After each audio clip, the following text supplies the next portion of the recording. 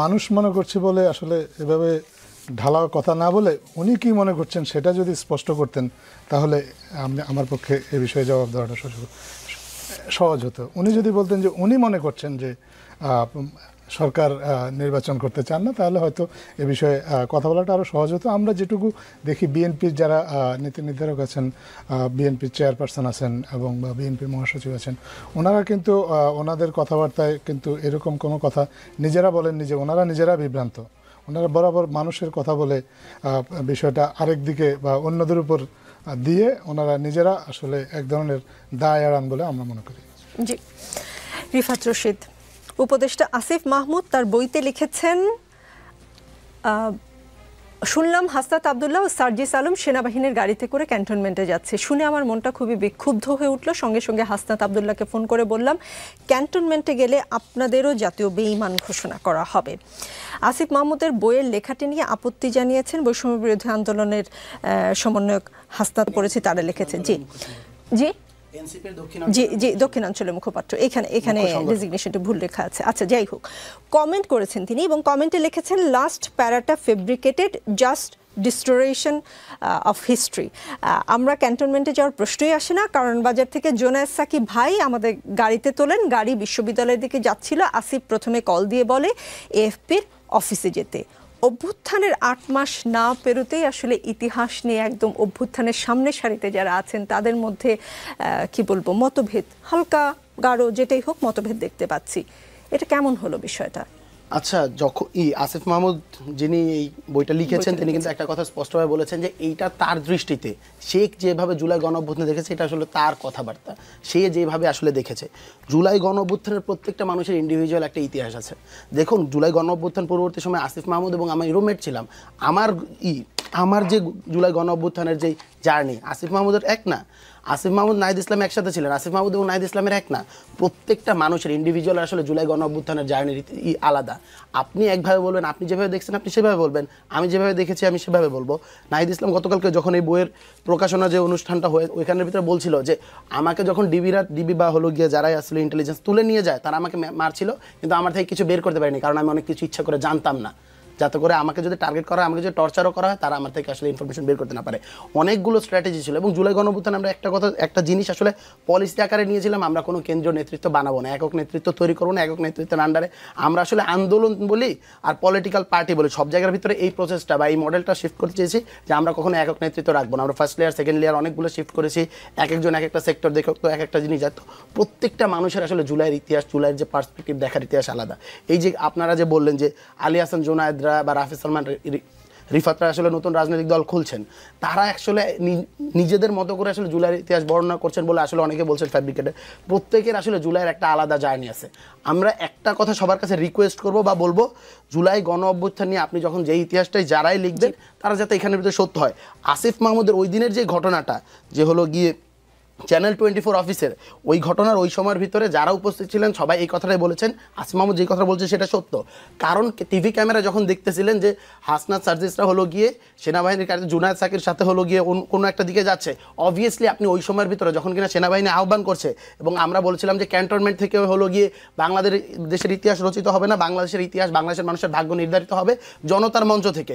So আপনি যখন দেখবেন যে কেউ ওদিকে গেছে, অবভিয়াসলি আপনার মনে হবে, ওই সময় আপনার কি মনে হতো, আপনার মনে হচ্ছে তারা সেনাবাহিনীর কাছে গেছেন, তখন তাদেরকে ডাকছেন। অফকোর্স ওই সময়ের ভিতরে একটু থামাই, সরি আমি একটু থামাই, কারণ এই প্রশ্নটা আসলে আমার ধারণা দর্শকদের মনেও এসেছে। প্রশ্ন নাম্বার 1, তার মানে আসিফ মাহমুদ হাসনাতের সাথে কনফার্ম না হয়ে বইয়ে লিখে ফেলেছেন, একটা বই লিখে ফেলেছেন। আপনারা কিন্তু আমি বলেছি যে এইটা তার ব্যক্তিগত অভিজ্ঞতা, তার ব্যক্তিগত জার্নি। আপনারা যদি সবাই সকলের মতো করে ব্যক্তিগত অভিজ্ঞতা লিখতে শুরু করেন, এই ইতিহাস কিন্তু ইতিহাসের জায়গায় থাকবে না।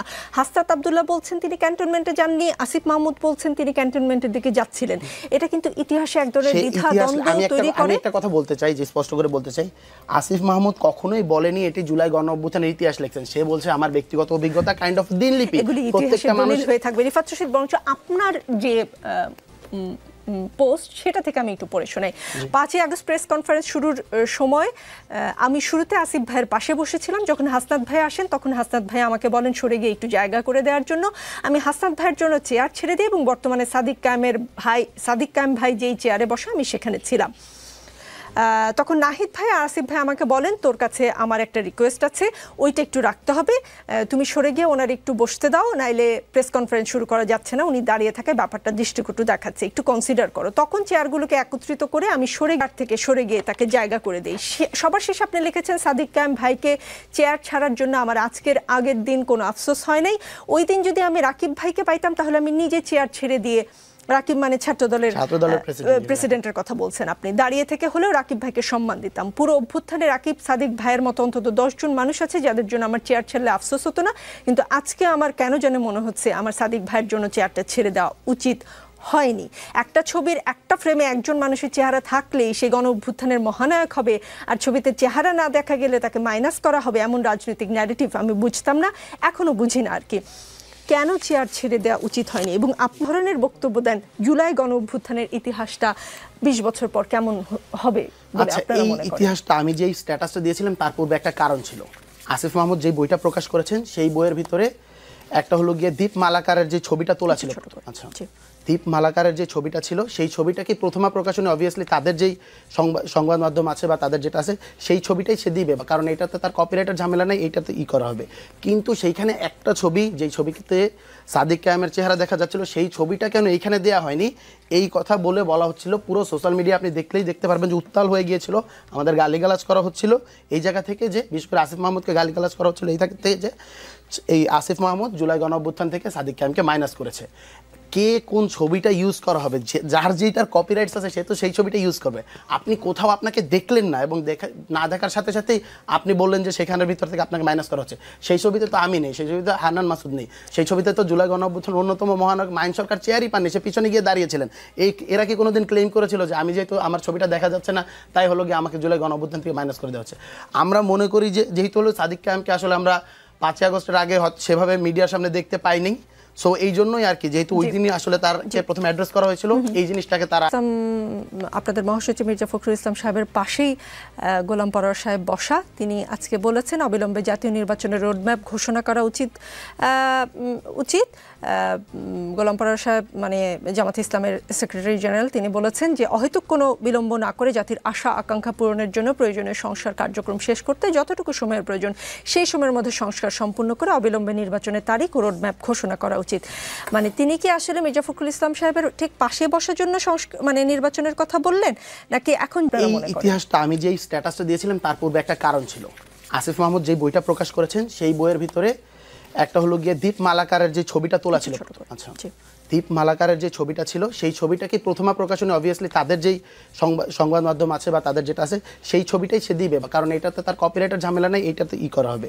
কিন্তু সেইখানে একটা ছবি, যেই ছবিতে সাদিক কায়েমের চেহারা দেখা যাচ্ছিল, সেই ছবিটা কেন এইখানে দেওয়া হয়নি এই কথা বলা হচ্ছিল। পুরো সোশ্যাল মিডিয়া আপনি দেখলেই দেখতে পারবেন যে উত্তাল হয়ে গিয়েছিল, আমাদের গালিগালাজ করা হচ্ছিল এই জায়গা থেকে, যে বিশেষ করে আসিফ মাহমুদকে গালিগালাজ করা হচ্ছিল এই থেকে, যে এই আসিফ মাহমুদ জুলাই গণ অভ্যুত্থান থেকে সাদিক কায়েমকে মাইনাস করেছে।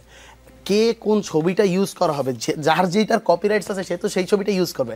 আপনি কোথাও আপনাকে দেখলেন না, এবং না দেখার সাথে সাথেই আপনি বললেন যে সেখানের ভিতর থেকে আপনাকে মাইনাস করা হচ্ছে।